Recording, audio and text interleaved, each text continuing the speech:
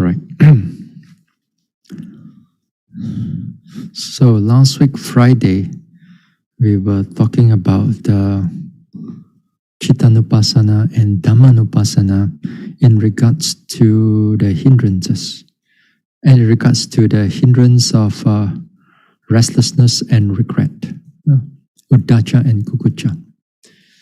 We see how we can able to note them as when this type of hindrances arises, and how we take note of them, in what ways we take note of them, in how we arouse the calmness, the samadhi, the tranquility, or the upekkha, in order to quell, to subside these hindrances of the mind. We also look into some parts of which is indirect method, in the sense of like sitting, touching, or in breath, out breath, or even walking meditation, or even the whole body noticing. This way, indirect way is good, especially for the beginners, because in the beginning part of our practice, these type of hindrances, they are very strong. It is impossible for a yogi, or most yogi, I wouldn't say all yogi, I say most yogi, they cannot handle a direct bombardment of a hindrance, what more a few. So they cannot deal with that, so they have to use indirect way in order to build up that mindfulness, to build up that calmness, to get any clarity. Therefore, with that mindfulness and calmness, it overcomes the restlessness and regret.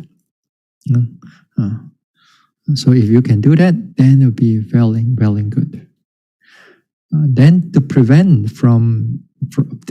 this restlessness and regret from arising, then the levels of the jhana are also important, in the sense that if you have those real jhana, proper jhana, then you don't have much of a hindrance. They still come in, but they are not so strong because of the level of that concentration that you have. Or if you don't have this jhana, then if you think that you still have a lot of thinking, then perhaps anapanasati will be very helpful, because anapanasati is basically for those people who have a lot of thinking, a lot of philosophy in their mind, there are a lot of reflection in their mind. Very, very chonghei one are these people. But in a good way, in a wholesome way, but they can think a lot. These type of people need one object, and they need to stay there in order not to let the mind run into on this conjecturing,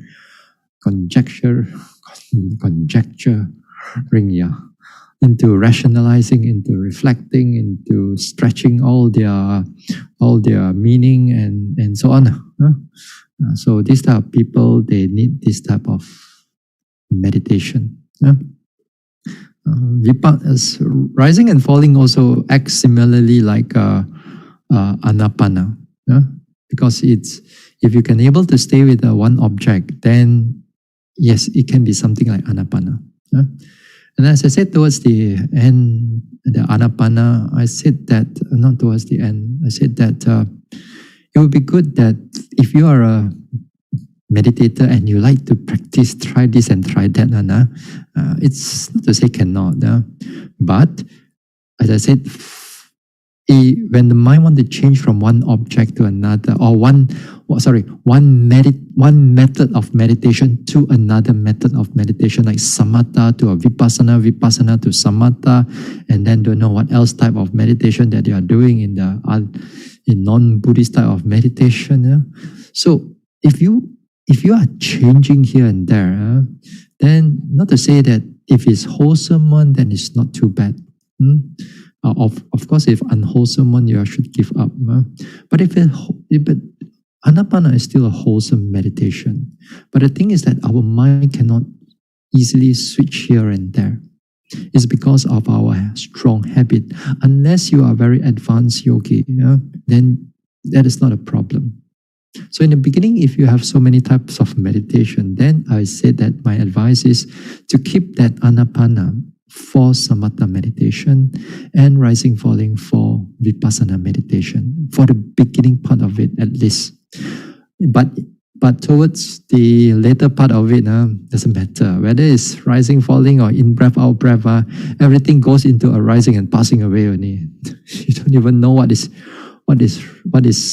Sometimes the yogis doesn't even know what object they are noting. All they know is everything is just arising and passing away. Yeah.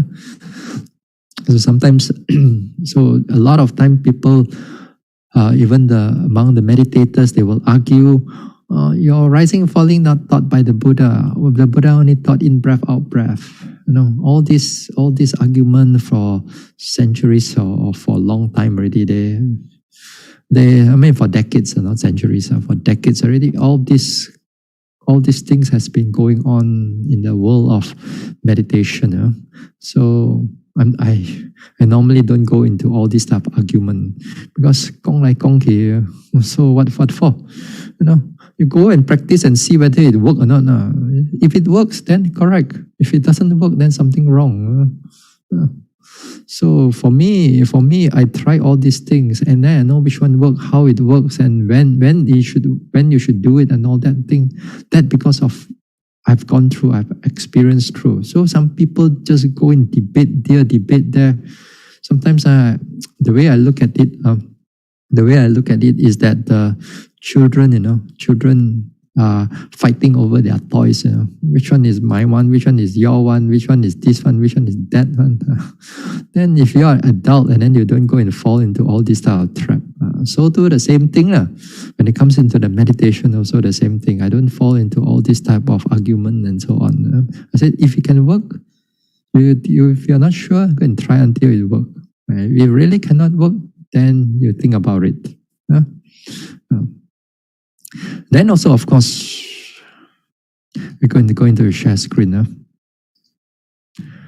Now, you see, when you talk about direct or indirect, then this part here, where is my? This part here is where when it arises, when the restlessness actually or regret actually arises, you deal with it then. You deal with it then. Whereas samatha is more like you are preventing it from coming up. Because of the concentration is strong. But the skillful ways also, other skillful ways also are as important. Because the other skillful ways also, you're going to reduce its impact in your everyday life. Therefore, when you are seeking for the path of enlightenment, then those hindrances are not so strong. So therefore, the other skillful ways are also as important as this one. But only then, these skillful ways, when you actually go into your meditation, then you'll find that your meditation will get somewhat better in the sense that there's reduced hindrances. So a lot of people, they want to do these skillful ways only, But then when it comes into meditation, they are not doing it, They are not doing it properly. And then this vipassana, the way of vipassana, although Chittanupassana, Dhammanupassana, for some people, they listen to this thing, ayo Bante, so deep, I don't know what you are talking about, Bante. I know. Because there are some people who can understand because they have developed those things. And perhaps in future, this Dhammanupassana and Chittanupassana, you will actually need it because when you actually go for a retreat, you definitely need these things. You definitely, because you need to overcome them. These hindrances, if you do not know how to overcome them, you will get not very satisfied with your meditation. Okay? The most important thing is to put in these things into practice. The moment you put it into practice, then you can remember. It's so much more easier. If you don't put it into practice, 这边听这边出的 here he listen, there out. Yeah. So, all right. Now, that day also I mentioned, if you want to other skillful ways to help you to reduce your restlessness and regret is time after time, you try to being silent. Try to be silent. Being silent here is not many people can achieve that now, because being silent here, it's also includes not connecting to your computer, laptop, not connecting to your mobile phones, not your Facebook or your YouTube, your entertainment, your news, and so on. Being silent, that means that not only the speech, but also you are away from all this, your gadgets and books and so on. Just be present at that moment of time. That wherever you are, there you are. Being silent for a while, time after time, Of course, we are not asking you to go into like the Chinese, they go into big one, not into that area that you stop talking for like 1 year, 2 years, not that. But I'm saying that it's just for a while, for maybe for an hour or two. Forget about all your this thing. I mean, purposely do it, Purposely do it. Then you'll be good. If you can do this now, sometimes, of course, at home, I mean, nowadays, for Malaysians, they're going to be at home a lot for the next 2 weeks.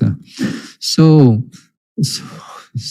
if you are able, if you are possible, then you try to be silent for a while in speech and also in terms of your devices and so on. Put away of all these things for a while. And then it helps kind of like to disconnect yourself from the world. It will be very good. It helps. Then when for those who have not, you have not done a proper long retreat. In my retreat, this being silent, it's utmost important. If you talk, if I were to catch you, straight away you can pack your bags and you can leave. Next time, if you come back again, I will think about it, whether I want to take you in or not. Because you are like if you're talking inside during a retreat, you are like a virus, You're going to spread to everybody else. Everybody see this yogi, hey, can talk already, okay. Got license to talk, got license to play. That's what I've seen in other retreats. And all these yogis are not really meditating. They come to a meditation center, walk here and walk there with their mobile phones, looking here and so on. Not meditation, all these things. Because they cannot disconnect. So, build it up from home. You build it up from home, then you learn to be disciplined in this way, and then it will be helpful. In the long run, you will see that your mind is not so attached to all these types of gadgets and so on. And it's okay to be silent. Perfectly all right. Slowing down also another thing, as I said that day, slowing down is to help us to condition the body, helps to condition the mind. Because if you are very, sometimes our mind are so fast. So our mind is so fast. Also, when we comes into our action, our very kanjiong one, Sometimes I see some people or some devotees want to finish everything very fast. Wait, I say slow down. After all, where are we going? Rush to death. I can see. Ban lai lah, slowly lah. Take your time a little bit. Because of a habit, of course. All these things is because of habit. And we don't realize that our mind is so fast and it detects the body, and the body becomes so quick. And then after that, it feedback the mind again, and then again, feedback to the mind feedback to the body, and then it's all very, very kanjiong, very, very fast, and cannot slow down. And then of course also I met with people, well, not too many.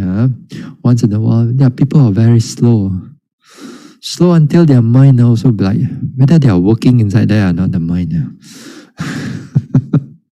Like it's on the sloth and torpor side, on the lazy side, and it's slow. So sometimes we need to slow down. We need to slow down, and that will be very good. Especially at home. If you are alone, no need to rush. Slowly do your things. Just be present. When you are present, there's some degree of mindfulness there. Okay. Now the next thing is asking for forgiveness. This one is also especially related to regret. Regret, because this type of sadness and remorseful state of mind, they arises because something we have done which is not right. Something supposed to be right that we have not done it. So then we suffer in the present, because when we think about it, then we suffer in the present. But it will be good. Then we ask for forgiveness. If we done somebody else wrong, then sincerely we ask for forgiveness from the person if it's possible. Now, if it's not possible, maybe the person is far away, or they don't want to talk to you anymore, or whatever, But now you know that in the present, you know that your actions were wrong. So in this sense, if they don't want to see you, or whatever reason there is, then you ask for forgiveness from him or from her inside your heart. From inside your heart, and you have to be sincere with it, that those things have done something wrong, or those things I have not done, something I have not done. Then it helps to elevate that type of sadness or remorse. That also is helpful. And then so sometimes also, of course, with this forgiveness, also not just asking for forgiveness, but also it's good that we can able to forgive others. We can able to forgive others in the sense of we can not holding any grudge, holding any strong ill will towards the other party or other people or other group of people. Don't hold in the heart, because you are holding the heart, and whenever you think about those group, then the whole mind goes into ill will, a lot of restlessness also, together with the restlessness. So sometimes some people, the anger is so strong. Some I read recently, there are devotees, were so hateful and so spiteful towards another monk or another nun, wrote down in the Facebook, and hate the nun, hate the monk, in that sense. So much hate inside there, I cannot forgive. So strong inside the heart. Another thing is able to forgive yourself, I think. I think to forgive yourself is also part of the whole development. Sometimes we done a lot of things because of our ignorance, and then we cannot forgive. We kind of we want to repent again. The more that we repent, then we want to do a lot of bad things again. All this. It's because we do not know how to forgive ourselves. We cannot sincerely forgive ourselves, because we all see the past of us is still the same like what is we are in the present. Sometimes because of the past, we are totally ignorant about all these things, but in the present, we still hold on to those things that we have done wrong. We cannot forgive ourselves. So it's good that it'd be wonderful that we learn to forgive ourselves also sincerely. We acknowledge that those things in the past that we have done wrong, we cannot change it anymore. But in the present, from this time onward, from this moment onwards, we'll try to change as best as possible or as humanly as possible. Then it helps to overcome those type of regret and those type of sadness. Mindfulness of the body. Here, mindfulness of the body here is that the whole purpose when you bring it to your everyday practice is to help you to draw your mind to draw your attention out from your mind into the body, to pull the mind away into the body, because a lot of times and so much time that when a moment that we are alive in the present, our world is really inside our mind. Not really in our eyes or ears and so on. Everything where it fits in, then we think and we reflect and we think bad, we think good, we plan, we try to memorize everything. We try to rationalize things and so on. So a lot of times we spend so much time inside in our mind. Now again,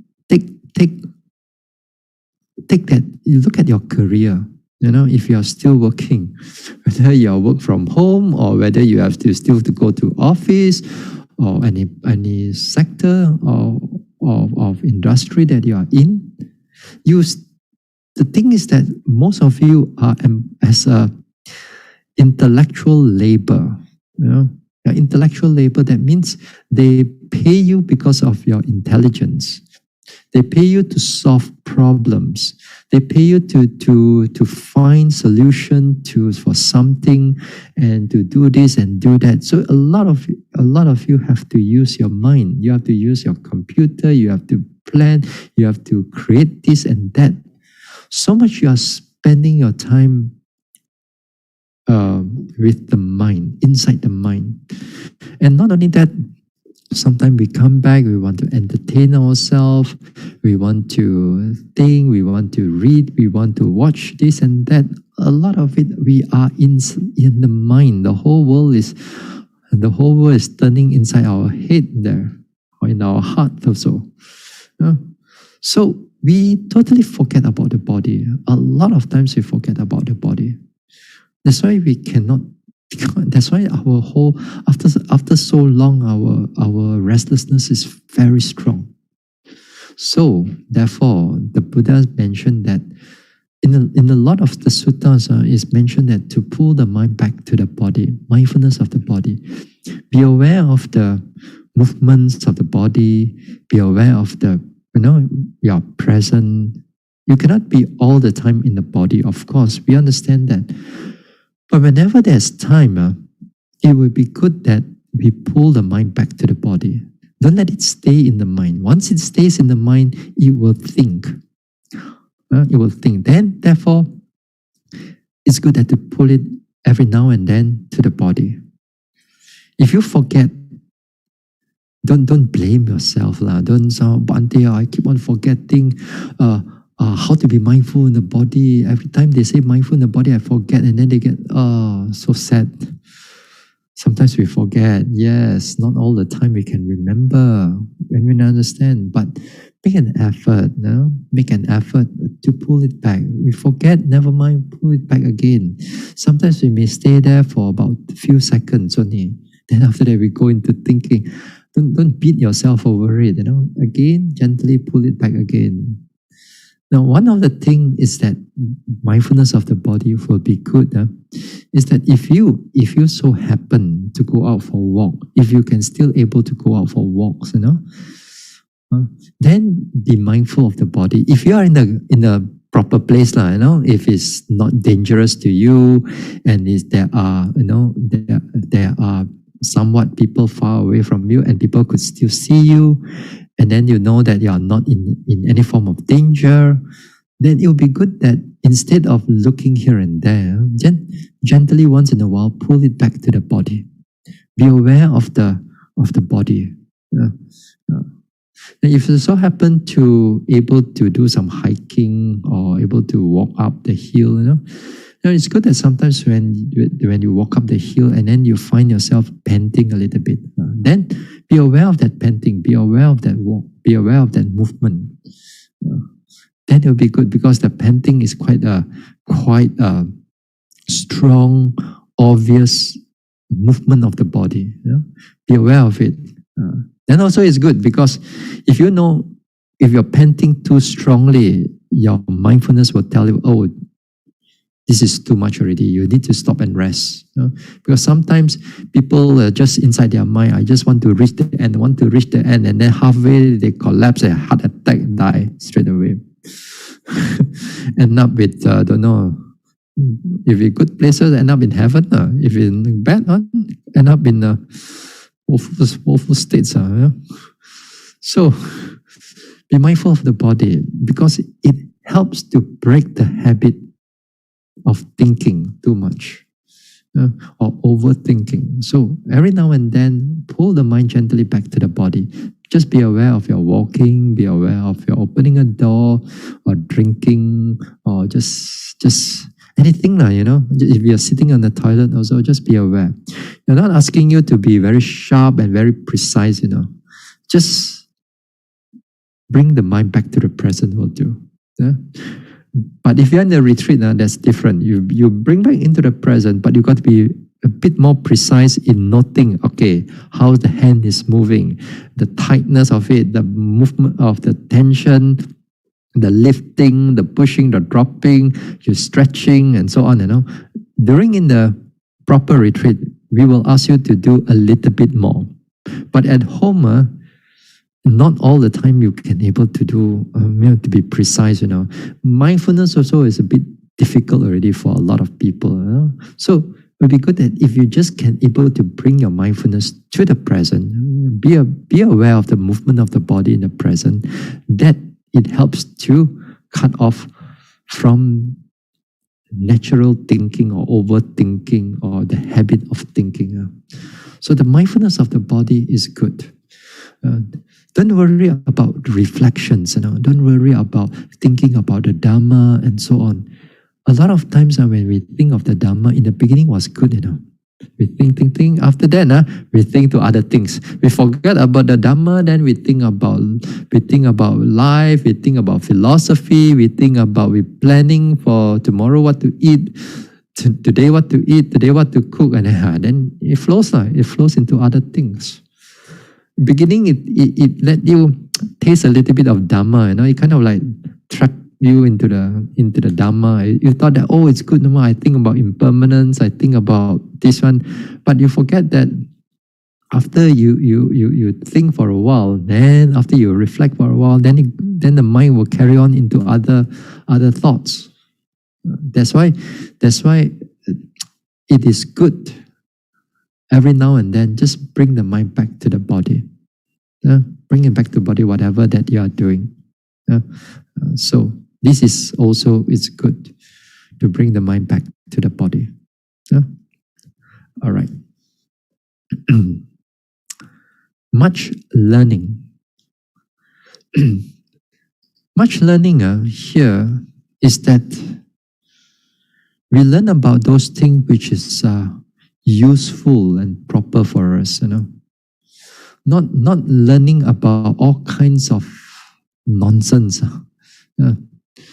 Much learning here also involve into, like for example, if you want to do a meditation, then you got to learn up the skills. That means you have to read about it. What are the skills? What are the good skills to have? What are the bad skills that you should avoid? What are the things that we should do at home before we come into a retreat? How to live a life, how to live a good life, what is the meaning of karma, understanding what is 5 precepts or dependent origination, If you want to know a little bit of Abhidhamma, it'll be also very good, some suttas here and there. Sometimes some competent teachers, what they wrote some of these things, then it's wonderful. This is good learning. But you don't have to learn about all kinds of everything. If sometimes you have a worldly news, if some of the worldly news, if you don't follow them once in a while, it doesn't matter. Some people very attached to all this news. Some people attached to what now? They like what they love to see is like worldly, how to hack your life. So how to DIY everything, how to do this and how to do that. Once in a while also I do see all these things, because if sometimes I need to fix certain things, I cannot ask people to come. I got to go into the YouTube and learn how to do that. But if you don't know how to bake a cake, then it's okay. That one. But some people love those things. Some people love those type of how to do this, how to bake a cake, how to clean this, how all this hack. Anyway, this is worldly learning. If you know a little bit, not to say it's bad, but if you are over attached, then it can be a problem. Much learning also in the sense of you also have to learn from others. But because that sometimes there are those people with a lot of Dhamma, they think that they are better than others already. You are a young monk. What do you know? You know nothing. I already 40 years, 50 years in the Dhamma already. My age is double you. You young monk, what do you know? I heard these things in the past. I heard these things in the past. Okay, it's all right. If you don't have faith, it's perfectly okay. But be careful of your ego. You don't see your ego is there. You don't see your conceit is there. When you don't see your conceit is there, you block every wholesome thing that's going to come in.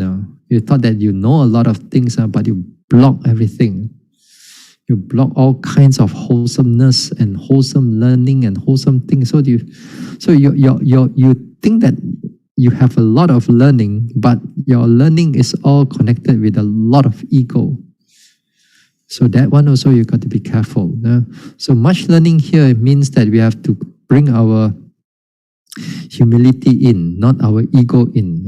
We got to open ourselves to listen, to learn from what the people say. Now, sometimes also I go into like Dhamma talks. I don't put my name now, of course. I listen to some lay people talks, sometimes some monks talking and so on. I give them, I listen to their talk. Sometimes I put it there for an hour or so, listen to what they say. Yeah, they are sometimes they are quite good things that I forgot, The things I forgot, they brought it up. I listen. I remember. Oh, that's where I've forgotten. So, or sometimes I don't things I've not heard before. Then also, oh, wonderful. Those things are very helpful. So sometimes I do turn on to listen here and there. But of course, we don't have all the time or to listen to everybody. I also choose those I think is good. Also, you all will choose also, right? We don't have the luxury of time. But we want to learn something also. I want to learn something from them. Sometimes there are people who talk about walking meditation or sitting meditation. Sometimes I I tune in also, I learn about that. I learn about what they teach. Not condemn, not like, not with the mind, not with the mind. Eh, and I like that wrong, like that you should not say that. My mind doesn't have those things. I keep the mind open. You say whatever you want to say. You speak whatever the person speak, and then I don't go and judge it and go and judge it. I can speak better, I can talk this way better, I can make it more clearer. No, I don't do all those things. I just keep the mind open and see what the person is talking, rather than judging here and there just because of our ego. We think that our much learning that we have. So if you have those type of things, you do be careful, because we don't realize that our ego is very connected to our Dhamma also. And we thought that we have a lot of Dhamma, and then when somebody else is talking, we think that we are better than everybody else. That you all got to be careful, sometimes, because those people with because the Buddha says at one time, he says that when the ascetics argue, when the monks argue, they will argue over Dhamma. But when the lay people argue, they will argue over their finances or their assets or the things that they are attached to. Because they don't have much Dhamma. So the same thing, because the monks and so on, they don't have much of anything to hold on to. So they hold on to the Dhamma, or they forget that this holding on and attached to the Dhamma too strongly, the ego arises. So when you come to much learning, your mind has to be open enough, humble enough, and learn what the things are good. And then when you have this learning, you have this understanding, then a lot of things, you don't get too restless over about it. In the sense that, for example, like what should be done and what should not be done. For example, or you learn about karma and so on. Then those things that you have done before, then you know that, I cannot change it anymore. I have to bear with the karma that I've done, with that understanding, with that acceptance. In the present moment, because I have learning, I have some degree of understanding in the Dhamma, then in the present moment onwards, I will not do those things again. Because of the learning that you have. Right? Things like this. Much learning. So it helps you to prevent yourself from going into a lot of regret and further regret or further restlessness. Now, inquiring into what is wholesome, what is permissible, what is blameless, and what is not. All right. Here, you got to go and ask questions. You got to go and ask questions. And this one, what is wholesome? What is not wholesome? What is permissible? What is not permissible? What is blameless? What is blameworthy? So, a lot of times we got to go and inquire. We got to dare enough to ask the questions. Sometimes the question, for example, you come, maybe simple example, like if you come to a dana and then you see people touching the food tray, or they're touching the plates and so on. And then if you are new and then you're not sure, then it would be good that you ask, why is it need to be done in that way? Then if those people who understand, then they will help you to clarify it for you. So again, here it's that you must humble yourself to ask the questions, to ask what is wholesome and what is unwholesome. If you're again egoistic, you think that you know better than everybody else, then you think you know what is wholesome. Sometimes it could be unwholesome. Or if you know what is supposed to be blameless, you think that it's blameworthy, or it's supposed to be blameworthy, but you think that this is blameless. The mind can go wrong because sometimes we hold on to what we think is right. what is reality is right. We are not considering about it, but it's all about what we think is right, So it is good that we inquire, we open up our mouth, we ask questions, whether this is okay or not, this is okay or not. Especially like monks, because so many rules, honestly. Because so many rules, and as I said, there are countless rules that many of the things also I'm not familiar. So I have to go and ask. I have to ask about whether this should be done in this way, that should be done in that way. Sometimes you ask 2 or 3 teachers, they give you 2 or 3 answers also. Because the Vinaya also, there's a lot of gray area, depending on how you incline towards it. So, like for example, some people asking about the 6th precept. Cannot eat after noon. What can eat and what cannot eat? Bante, can I drink coffee in the afternoon? They say, can give up or not? Bela Bante, Giana. And then Giana means you have to give up lah. Because they love, and then of course you have to give up. But sometimes then again, like for example, you drink tea. Then whether it's permissible or not permissible, it all depends on, again, which tradition you are in. If you're in the Sri Lankan tradition, then the plain tea, yes, is perfectly all right, But if you're in another tradition, like Burmese tradition, then it's not right. So what is permissible and what is not, also it all depending on the place and depending on situation also. There's no, as I said, there's no black and white one, not so clear at certain things. But there are certain things that are clear. What is wholesome and what is not wholesome, this is black and white. But if your mind is not clear, but if your mind the wisdom is not sharp, then what is wholesome and what is not wholesome is like a lot of times is gray area.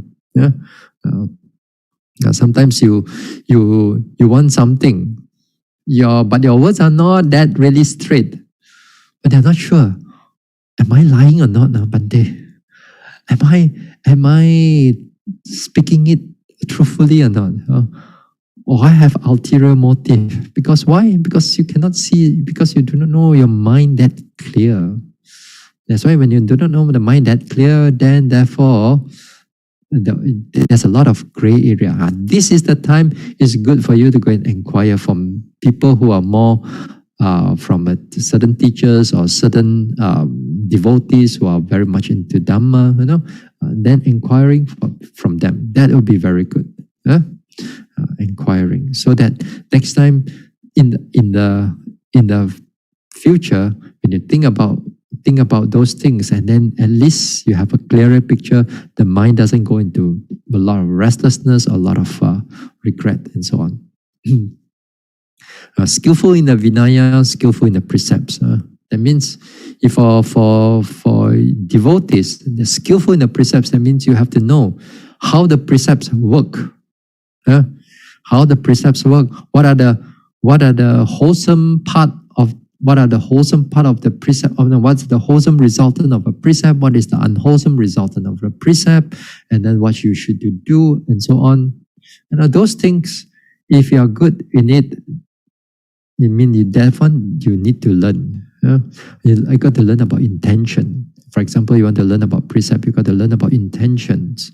You got to learn about, let's say, killing living beings. What constitute a living beings, and so on. That also you got to learn.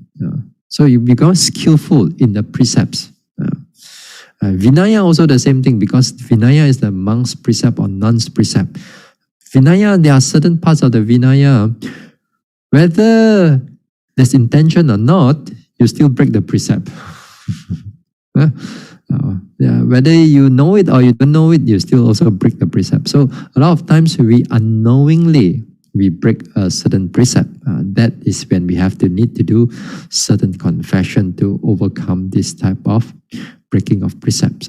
So it will be good that we have a skillful areas, skillful understanding in the Vinaya, or for lay people, the precepts.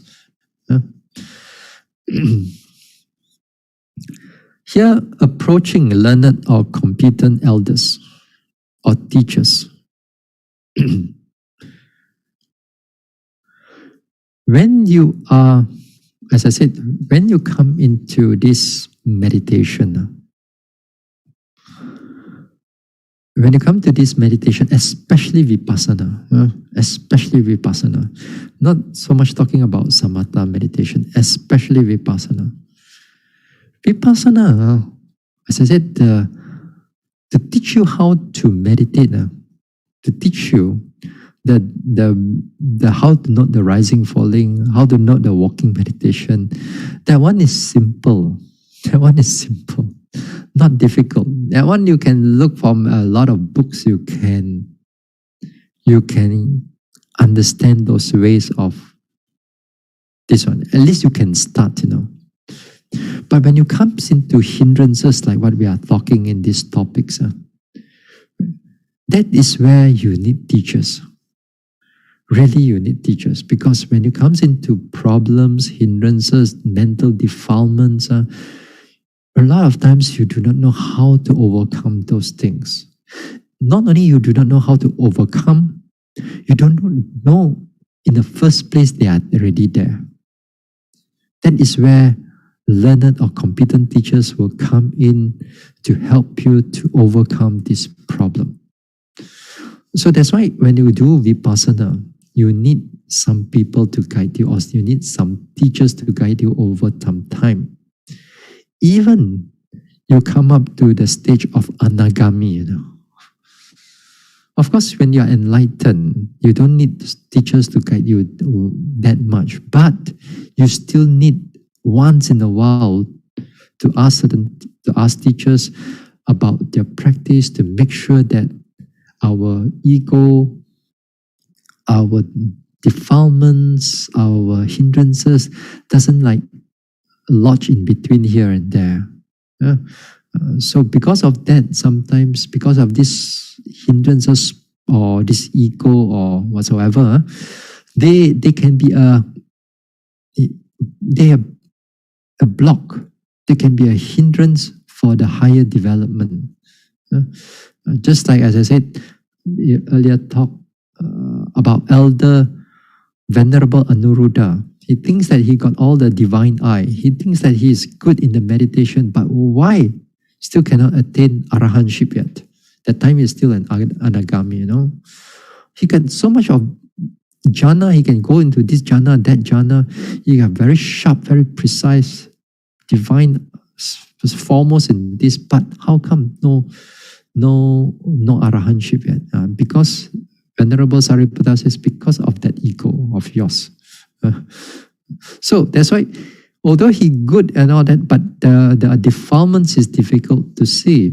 And therefore, when it comes to, especially in the practice of Vipassana, it's hard to see our ego. It's hard to see our defilements it is connected to our practice.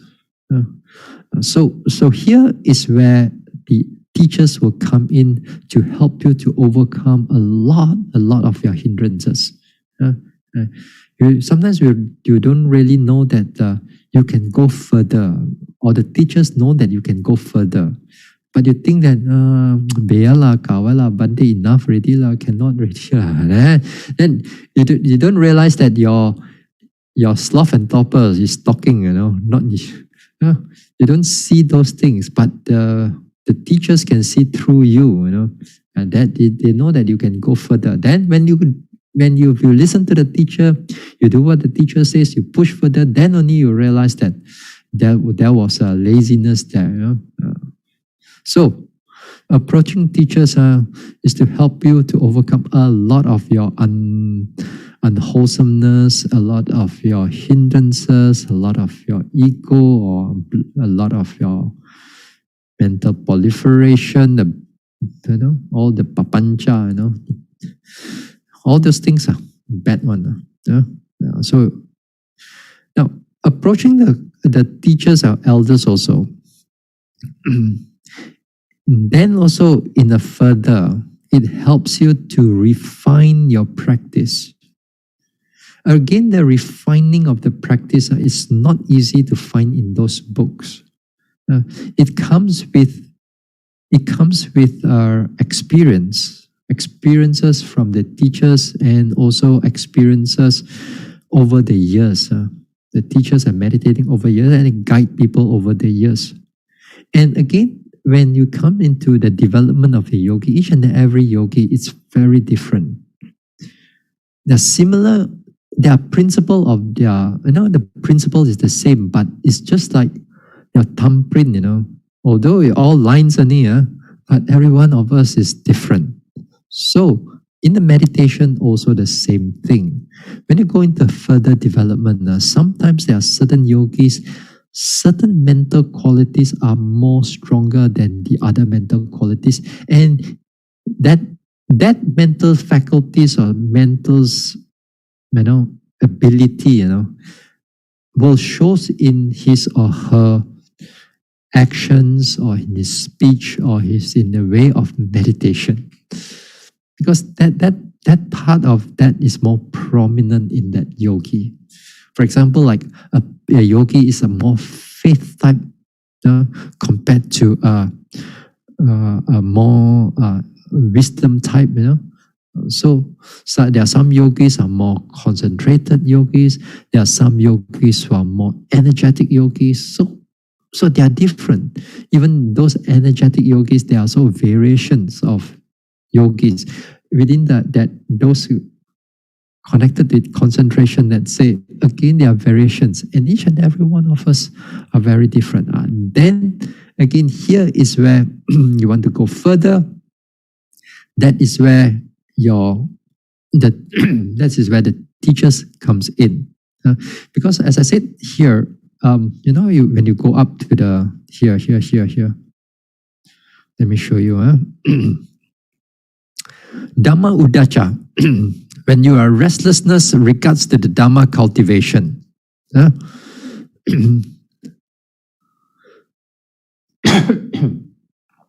Now this is what earlier on, as I said, those people who are struggling into the development, they want to, want to get out of this cycle of birth and rebirth, want to get out of this samsara, want to realize nibbana, and then things are not going very well, the whole Dhamma udacha comes up, like, how come my practice is not going well? How come, am I doing right or not, Bhante? Am I doing wrong?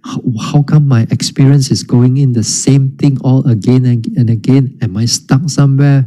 That is where the learned and the competent teachers comes in. If not, your mind will keep on thinking restless about it. And then if you're not careful, those things can turn into what? Doubt about your meditation. Turn into doubt, your skeptical doubt. Maybe this practice is not suitable for me. Or how come I meditate here until like that, and then things are not going well? Maybe the teachers are not good, they know that level, but my level is so high, they cannot guide me, and so on. So a lot of doubt will start coming in. So you got to approach and learn from those competent elders or competent teachers. They will help you to go further into your practice, so that you don't have those restlessness, or especially the Dhamma restlessness inside you. A suitable speech and associate with those who are calm and collected. Here, association with those who are calm and collected, that means if you want to overcome a certain mental attitude, as a certain mental hindrance like restlessness or regret, then you should not mix with those people who wants to do that, or they don't realize that they are doing it, in the sense that Those people like to hoo-ha, like to make a lot of noise, like to talk and talk and talk and talk and talk and talk and talk. Very chiong. Hey, there are some aunties of mine now. Oh my goodness, they sit there. My God, they talk and talk and talk and talk from here, talk there, talk there, talk there. Oh my goodness. Just because they are relatives, are sometimes a hobby, Give face a little bit. Oh, my goodness, sometimes talk and talk and talk. Love to talk. And then love to do a lot of things. Cannot sit still, other words. They cannot sit still. They got to mind, have to do this, have to do that, have to do this. That's why a lot of people, they have this mental anxiety. Whenever they sit at home, whenever there's a lockdown, mental anxiety is a lot because they need to do something.